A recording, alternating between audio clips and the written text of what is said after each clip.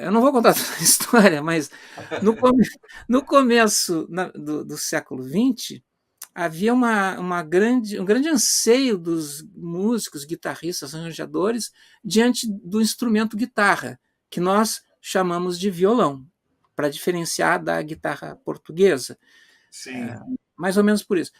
É, então, o que acontecia? É um instrumento maravilhoso, porque ele é rico harmonicamente, ele é rico melodicamente, ele é rico ritmicamente. Poxa, é um instrumento fantástico. Porém, não tem pressão sonora. Então, colocado numa orquestra, ele some. Não se ouve nada. Então, eles tentaram, primeiro, os luthiers de Gibson e mais alguma outra fábrica antiga, eles tentaram aumentar o som da guitarra, do violão. Eles pegaram como molde um violoncelo, que um violoncelo é construído assim com as formas arqueadas, a tampa e a traseira, para caber mais ar e projetar mais som. Né? Eles tentaram fazer o semelhante com o violão, mas eles teriam que fazer um violão do tamanho do violoncelo para dar certo. Não era o suficiente. O máximo que eles conseguiram é colocar um violão assim, archtop, né, arqueado, com cordas bem pesadas e uma palheta dura. Aí o guitarrista ficava sentado lá na Big Band, na orquestra, fazendo assim, ó, como um contratempo de bateria. Porque a harmonia, as notas, não se. Olha, qualquer instrumento que entrasse riscava do mapa o som da guitarra.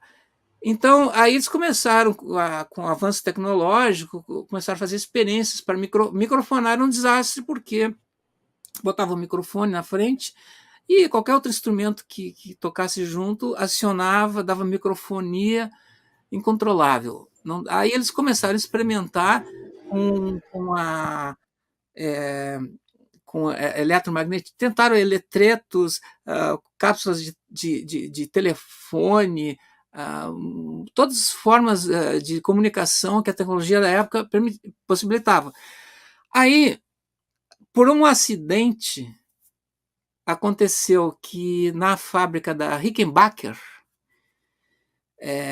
o nome do cara era Rickenbacher, C-H-R, ele veio da Suíça ou da Alemanha, mas depois da Primeira Guerra Mundial, os alemães não estavam com uma reputação muito em alta. Né?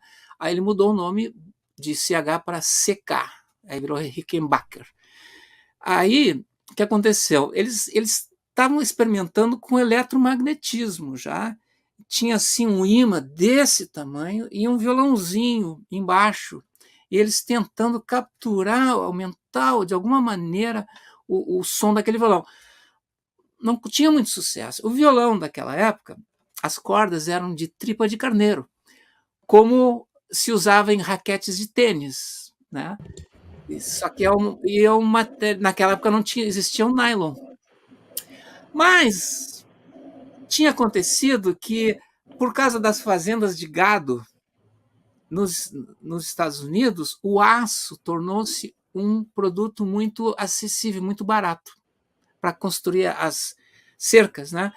E alguém teve a ideia de começar a fazer uma corda para violão, né? Quebrava o galho e tal. E aí um dia, no laboratório lá da Rickenbacker, o cara foi procurar o violãozinho e alguém pegou. Cadê o violão de teste? Aí viu que tinha um outro encostadinho ali e aquele violão era de corda de aço. Bom, não tem o. É esse aqui mesmo. Ele botou em cima da mesa e explodiu.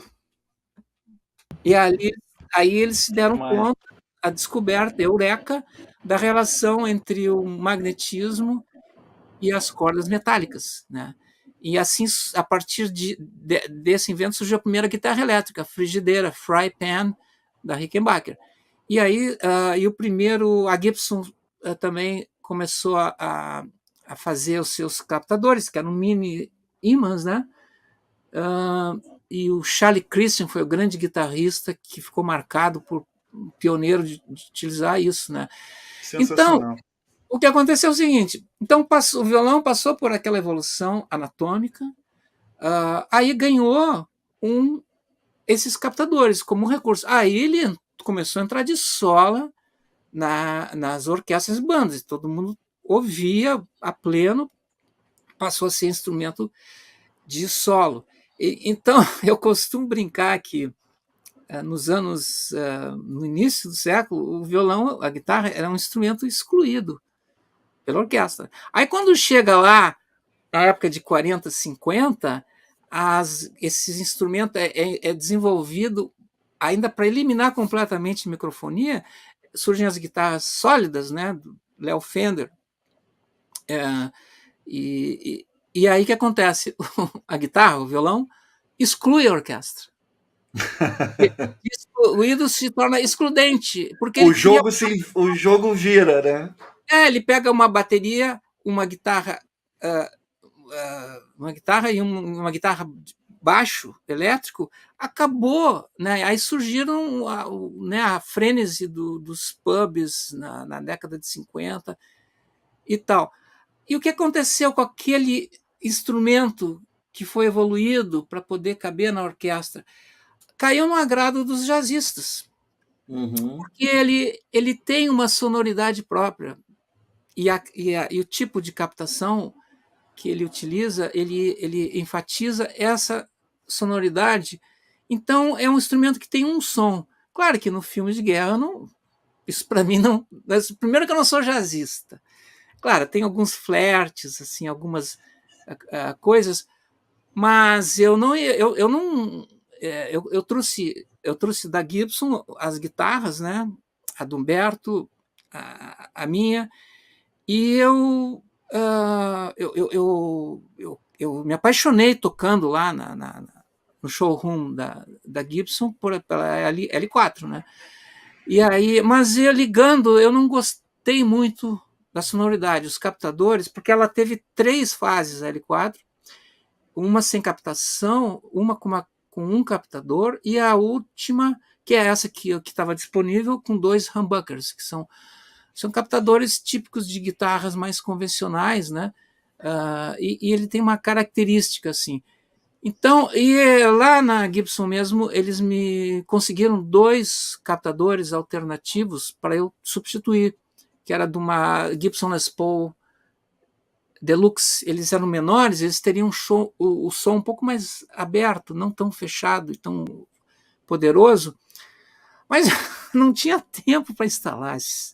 Nunca instalei, porque aí eu tinha um microfonezinho de lapela, um Audio-Technica, eu grudei dentro da guitarra e colei com aquele adesivo transparente, assim, fechando as F-holes nas aberturas para minimizar a microfonia, porque a microfonia era complicado com instrumento com tamanha característica acústica. E eu, além disso, eu estava voltado a resgatar aquela ideia de explorar efeitos típicos de guitarra elétrica num instrumento acústico, que é semiacústico, né? Porque sim, sensacional. Daí que aula, hein? Fala sério, hein, Romero?